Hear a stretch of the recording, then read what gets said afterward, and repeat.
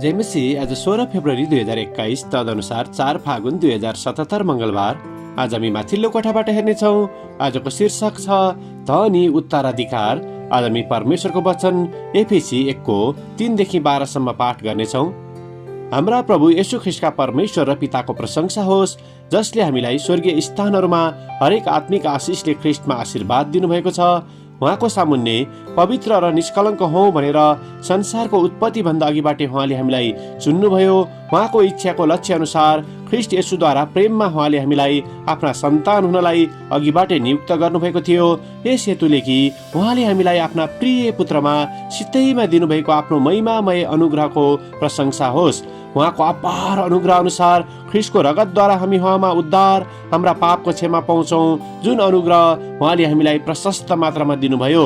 किनकि सम्पूर्ण बुद्धि र आन्तरिक समझमा ख्रीष्टमा राख्नुभएको उद्देश्य अनुसार उहाँले आफ्नो इच्छाको रहस्य हामीलाई जान्न दिनुभएको छ, ताकि समय पूरा भएपछि स्वर्ग र पृथ्वीमा भएका सबै थोकहरू ख्रीष्टको अधीनमा आउन्। उहाँमा जसले सबै कुरा आफ्नो इच्छाको योजना अनुसार पूरा गर्नुहुन्छ। आफ्नो अभिप्राय अनुसार हामी ख्रीष्टमा पहिलेदेखि आशा राख्नेहरूलाई उहाँले आफ्नो महिमाको प्रशंसाको निम्ति जिउन सकौँ भनेर उहाँमा नै नियुक्त गर्नुभएको छ र छान्नु भएको छ। आमेन। एफेसी 2को 8लाई लेखक यहाँ जोड दिनुहुन्छ, किनभने अनुग्रहबाट विश्वासद्वारा तिमीहरूले उद्धार पाएका छौ र यो तिमीहरू आफैबाट होइन, यो त परमेश्वरको वरदान हो।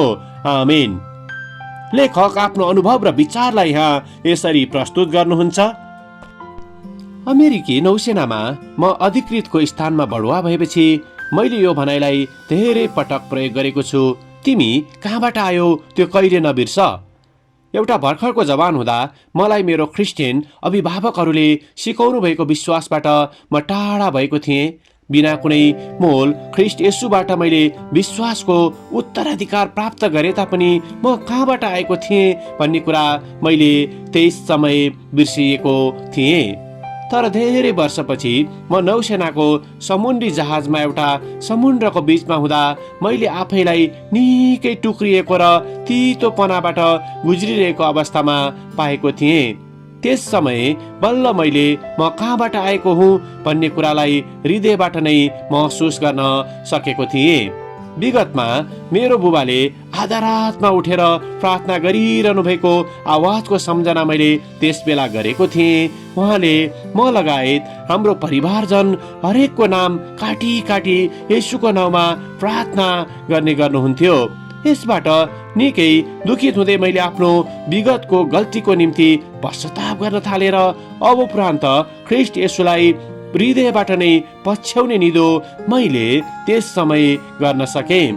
त्यस समय परमेश्वरसँग प्रार्थना गर्दै मैले आफूले पाएको उत्तराधिकारमा क्रिस्चियन विश्वासको जीवन जिउँदै अरूहरूको निम्ति प्रार्थना गर्दै र मेरा छोराहरू लगायत मेरा वरिपरि भएका सबैलाई क्रिस्चियन जीवनको प्रशस्तताको यात्रामा हिँड्नको निम्ति प्रेरणा दिने प्रण गरेँ। आमेन। आजको विचार विश्वासको उदाहरण मलाई दिए जसरी नै म अरूहरूमाझ त्यही उदाहरण दर्शाउने छु। प्रार्थना।